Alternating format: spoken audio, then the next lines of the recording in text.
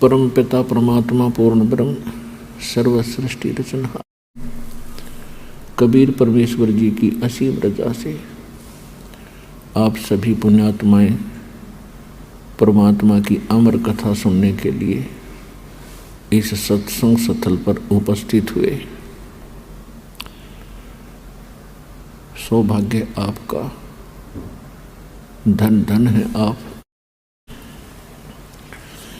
ऐसे घोर कलयुग में आपके अंदर परमात्मा की तड़फ है। चारों तरफ आग लगी हुई है। माया को इकट्ठा करने में ऐसी दौड़ लग चुकी है। इंसान कुछ भी आगा पीछा नहीं देखता है, बुरा भला कुछ नहीं देखता है, केवल माया संग्रह करने की होड़ लगी हुई है। सत्संग में आने से पता चलता है कि मनुष्य जीवन प्राप्त करके हमने कौन से कर्म करने चाहिए और कौन से ना करने चाहिए।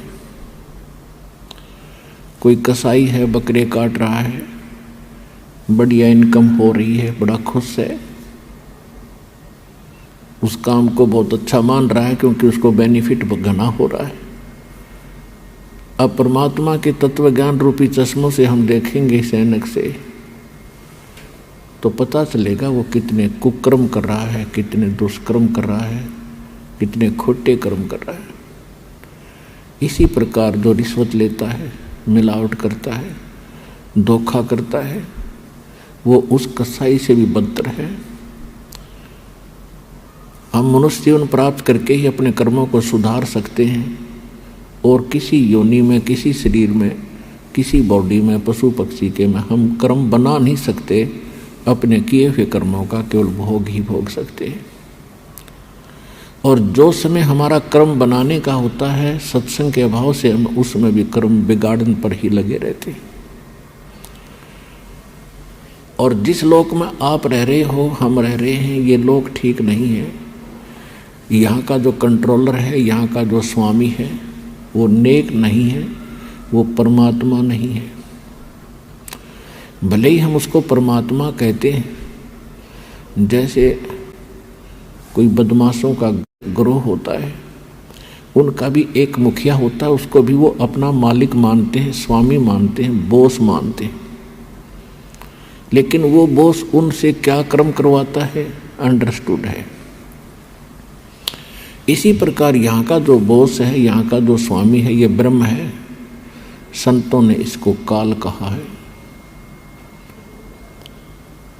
और जिसका नाममय काल है, तो उससे हम आशा क्या करें कि वो कोई सुख भी दे सकता आपको, या भूल थी अपने।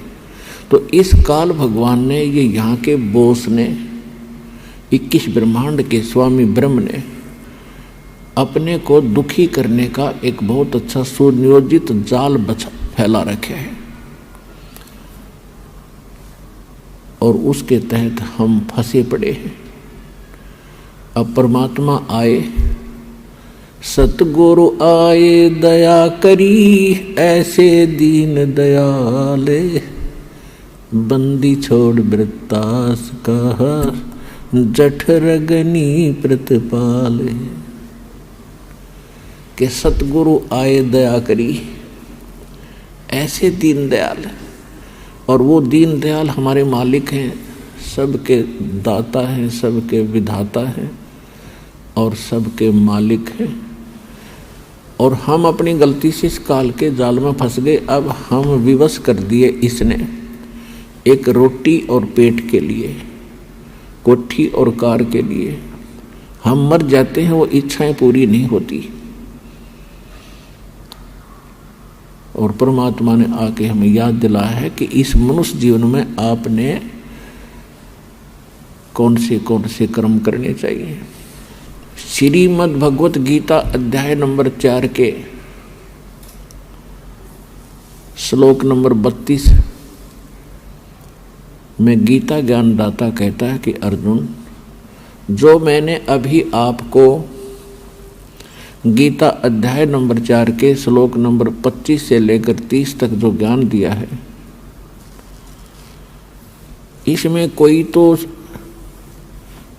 केवल यज्ञ हवन ही करके संतोष कर किए बैठा है कि मैं साधना कर रहा हूँ और ये मेरी भक्ति बिल्कुल सही है।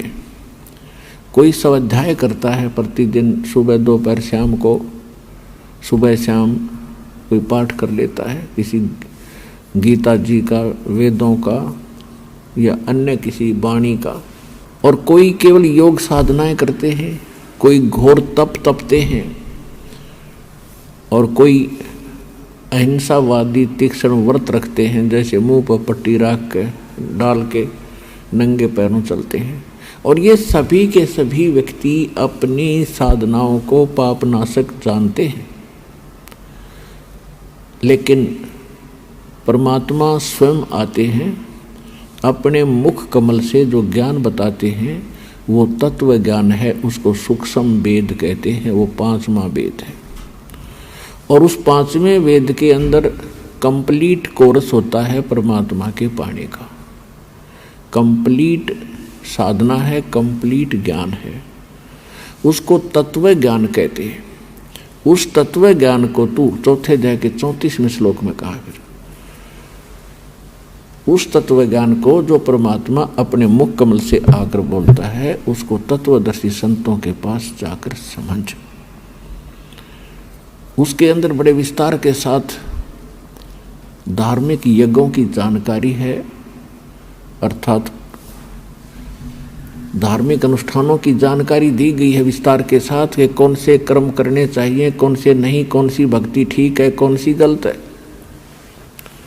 तो इससे एक बात तो ये सिद्ध हुई कि सूक्ष्म वेद के अतिरिक्त जितने भी वेद हैं, ज्ञान है, गीता है, ये कंप्लीट नहीं है।